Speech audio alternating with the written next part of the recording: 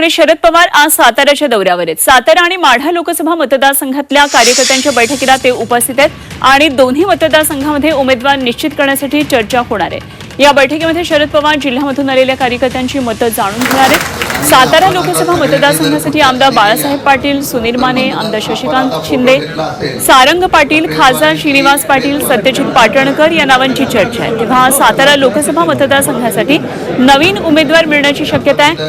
आज होणाऱ्या या पत्रकार परिषदेमध्ये शरद पवारांकडून मवियाच्या उमेदवाराची घोषणा होण्याची शक्यता आहे। त्यामुळे साताऱ्यातल्या या सर्व घडामोडींकडे सध्या राष्ट्रवादीच्या कार्यकर्त्यांचं, संपूर्ण सातारा जिल्ह्याचं विरोधकांचंही लक्ष आहे। तर शरद पवार आज सातारा दौऱ्यावर आहेत आणि मेळावा कार्यकर्त्यांबरोबर चालू आहे। याचा आढावा घेतलाय आमचे प्रतिनिधी तुषार तपासे यांनी। खासदार शरद पवारांच्या उपस्थितीत साताऱ्यात राष्ट्रवादी कांग्रेसच्या बैठकीला सुरुवात झाली आहे। याच ठिकाणी आज साताऱ्यातील साई सम्राटचे अमृत नोनी आर्थो प्लस, ये एक प्रूवन फॉर्मूला है। इसमें मौजूद नोनी फल के गुण और आयुर्वेदिक जड़ी बूटियां शरीर को जरूरी पोषक तत्व देने के साथ साथ हड्डियों और जोड़ों के घिसने, उनमें होने वाले सूजन और दर्द को रोकने में मदद करता है। दर्द मुक्त जीवन के लिए अमृत नोनी आर्थो प्लस कार्यालय या ठिकाणी या बैठकीला सुरुवात झाली आहे। प्रत्येक मतदारसंघानिहाय या ठिकाणी आता शरद पवारांनी चर्चा करायला सुरुवात केली आहे। मतदारसंघामधला जो प्रत्येक व्यक्ती आहेत, कार्यकर्ता आहेत, त्याच्याशी चर्चा केली जाते। माझ्यासोबत जिल्हाध्यक्ष सुनील माने आहेत।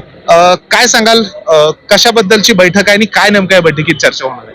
या ठिकाणी साहेबांना प्रत्येक मतदारसंघ वाईज कार्यकर्ते साहेबांच्या ओळखीचे आहेत। जवळपास 60 वर्ष साहेबांना सातारा जिल्ह्यामध्ये संबंध असल्यामुळे प्रत्येक गावातला, प्रत्येक वस्तीचा कार्यकर्ता माहित आहे। त्यामुळे काल साहेबांनी निरोप दिले की प्रमुख कार्यकर्त्यांची मला संवाद साधायचे आणि त्या संवाद साधून साहेब त्या ठिकाणी प्रत्येकाशी वनटून बोलणार आहेत। आता सातारा आणि माढा मतदारसंघाचा जो काही उमेदवार अजून ठरलेला नाहीये, तर या मतदारसंघाबाबतची काही याच्यात चर्चा होणार आहे काय नेमकं? साहेब त्या ठिकाणी सगळ्या लोकांची चर्चा करून परत आमची जी जिल्ह्याची मेन कमिटी आहे, आमदार असतील, सगळ्यांची चर्चा करून परत साहेब निर्णय कळवतील त्याला। कार्यकर्त्याची अपेक्षा असणं काही वावगं नाही, त्यामुळे मी अपेक्षित आहे।